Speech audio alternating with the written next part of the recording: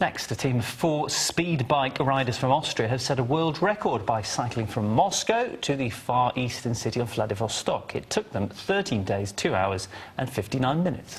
The bikers cycled a total of 9,208 kilometers, and I managed to talk to the organizers of the race, Alexandera Shahner and Pauля Bruka, and this is what they had to say.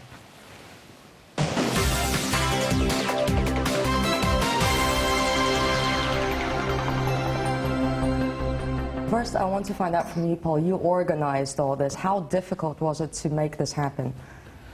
I think the most difficult thing was to get convinced at the beginning, because I thought it was impossible what Andreas wanted. And then I spoke to friends like Alexander, and they all were enthusiastic about it. And then we started first the theoretical plan, and Andreas went by car last August from Moscow to Vladivostok to analyze the roads. And actually this race would not have been possible before, because this long road, the Amur Trasse, was just finished 2011. And I was afraid of what is true about Russia and what is true about the Russians tell you about their own country. And I said, and that became to be a concept, we show the Russians their country. And actually it appeared to become true that what we saw is not what we were told by the Russians about their country. It was beautiful, it was not dangerous at all. We never felt in danger. The roads were not as bad as everybody said before. They're crazy drivers, as you know, but all over it was what we expected, much nicer and much safer than anybody told us before. What would you say was one of the hardest things from what you've heard from the cyclists themselves, even you were as well, of course, on the road? What was the hardest part of being on the road? Well, being on the road or off the road, because the hardest part was actually the check-in in Vladivostok to fly back. Yeah, what was that about? Can you tell us? Because I was surprised when I was talking to you last. I was saying, well, how are you planning to go back now? Surely you wouldn't be cycling back or taking a car. And then you said you were planning to take, was it a train, I believe, or a plane back? No, the plane. A plane back. How was that hard? Well, it would have been easier to cycle back, actually, I guess. Well, the bikes were checked. The bikes were actually booked, and they had their ticket number, and when I showed up at the check-in, they wanted to see Kvitancio, and I did not have a Kvitancio because the receipt we didn't get because it was paid by a sponsor. So we had to argue, and at the end of the day we had to pay, and then it was solved. But all the rest was smooth and easy. I mean, for the bikers, when you talk to them, I mean, they are so fit and they are so sportive and so well prepared that when we saw the terrible roads, and even with the great cars we had sometimes trouble to drive on the. It wasn't long in the total distance, but where it was bad, it was really bad.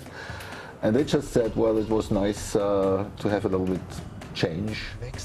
Always driving the nice roads is not fun. So you experienced the true Russian adventure, some would say. You've seen the good, the bad, and the ugly. If there's one thing you could take away from this experience, what would you say it was? Well, I would say it was it was more surprised than I was expecting in terms of beauty of the country. And this is, if you hear about Siberia, Siberia has an image to be ugly and cold. And what we saw from Siberia was beauty, fantastic agriculture, very nice countryside, so worth going there.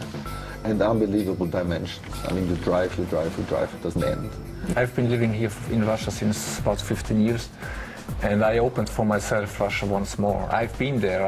I crossed Russia on Trans-Siberian Railway 21 years ago.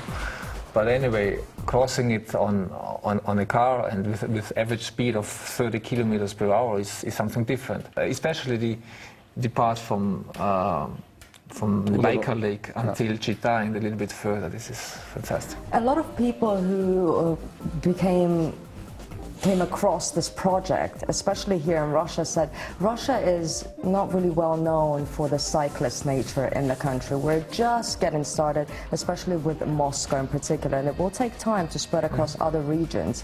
What have you noticed when you went on this journey as far as cyclists? Did you feel that drivers are not really aware of cyclists? The infrastructure, of course, in general is not so great, but for cyclists it must be even worse. Well, for cyclists, I think it is quite difficult to drive in Russia because there is no infrastructure actually. We have seen some cyclists, even some who were crossing Russia on their own. But if you have to drive on the highways between the big cities like, I don't know, Ekaterinburg and Novosibirsk, where you have immense truck traffic, it is very dangerous to drive on bike. And we were lucky to have the Land Rovers with us, or to have our cars protecting the bikers, and to have police accompanying us for 2,000 to 3,000 kilometers. And this helped a lot. But so infrastructure is not really here in Russia for cyclists.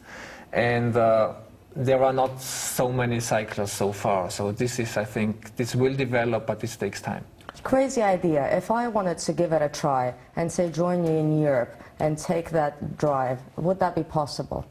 I think Can anyone do it? I think we're gonna make a deal. just give us some time in advance and we'll do it. We'll find a way. We'll find a way. Okay.